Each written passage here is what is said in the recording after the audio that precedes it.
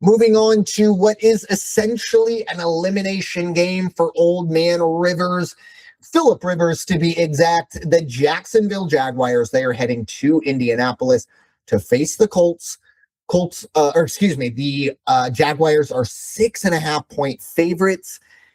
Your over-under is 47.5. On the money line side of things, you have the Jaguars minus 285. Indy plus 240. A loss for Indy would eliminate them, and even then, they're still going to need some help. But Raider Jim, your thoughts? Jacksonville at Indianapolis. Excuse me. I said it when you hit record. The team I don't want to play is Jacksonville right now. I think they're probably the hottest team. Let me tell you where Trevor Lawrence is at over the last 4 weeks. Over the last 4 weeks, he's got the highest rating of all quarterbacks. Again, the last 4 weeks, not the entire season. He's got 12 touchdown passes over the last 4 weeks. His plays versus his turnovers is off the charts. It is so, it used to be the talk about Trevor Lawrence was, yeah, he's good, but boy, does he turn over the ball. Yeah, he's good, but boy, does he make mistakes. He's not making mistakes. He's efficient.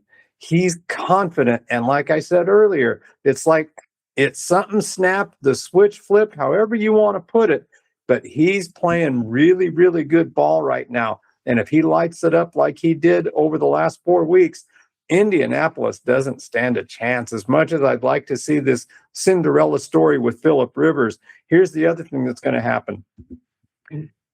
Combination of Denver losses, New England losses, guess who becomes the number 1 seed in the AFC? Wow. Jacksonville does. And there's nothing that says that can't happen at this point. Here's the other fascinating fact. The Jacksonville rush defense is pretty darn good. I think they're 3rd overall average, over the last several weeks. They give up like 3.5 yards or something like that per design play. The Colts, so I heard this fascinating fact today. The Colts, when they rush for 110 or more yards, they're 7-0. Anything less than that, they're 1-7. Now, there it is. When you look at it like that, and here's the other thing you have, starting center for the Colts is going to be out because he's still in concussion protocol. So you've got the backup center playing. You got a left tackle who lined up in the backfield yet last night at a very pivotal point. And I'm looking and I'm like, how? The size of this guy, how does his guard not look at him and go, hey, get even with my ankles? And little things like that, which I think is going to make it not an easier task, but it's going to allow the Jacksonville defensive line to control the box, which I talk about a lot when we do the podcast. Control the box, you control the game. If they shut down that Colts run offense and they put it on Philip Rivers, and let's be honest, as happy as we are to see him bark out plays and orchestrate the way he does, the arm's not there. The miscues are there. Underthrow, overthrow, and hey, he's 44 years old. He hasn't been playing competitively for 5 years. He's doing a heck of a lot better than I probably ever would. So given that, all those variables, Jacksonville wins this one minus 6.5. 47.5, the over-under. I'm going to say under because I don't think Jacksonville's going to need to run it up, and I don't think they will run it up.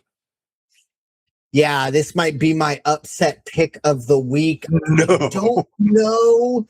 I don't know if they're going to win this game, but I think Indy covers here. I would not be surprised if Indy wins this game. I don't know. I think Philip Rivers it's only been 2 weeks. I get that.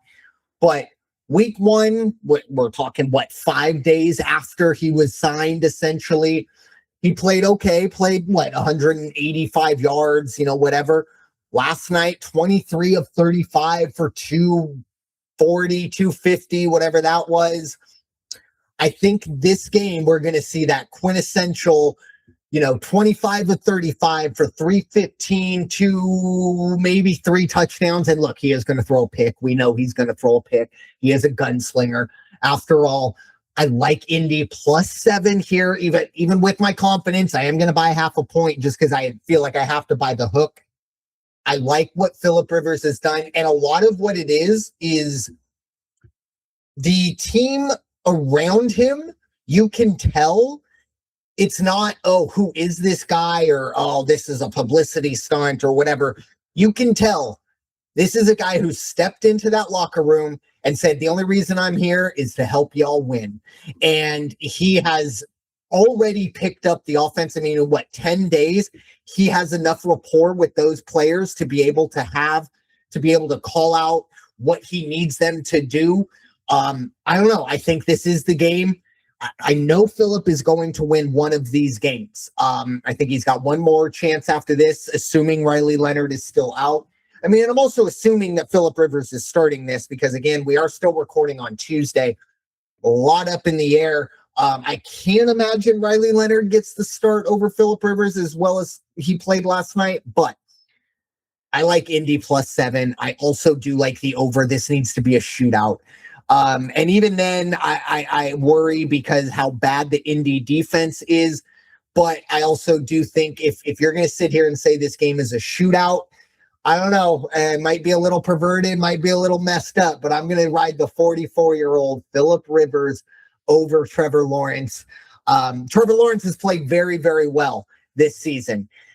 More reason why I'm expecting for a little bit of a regression to what we expect from Trevor Lawrence. Could be wrong, but I don't know. I'm feeling in my gut. Indy +7 over 47.5. Can't wait to see Philip sling it one last or maybe two more last times. So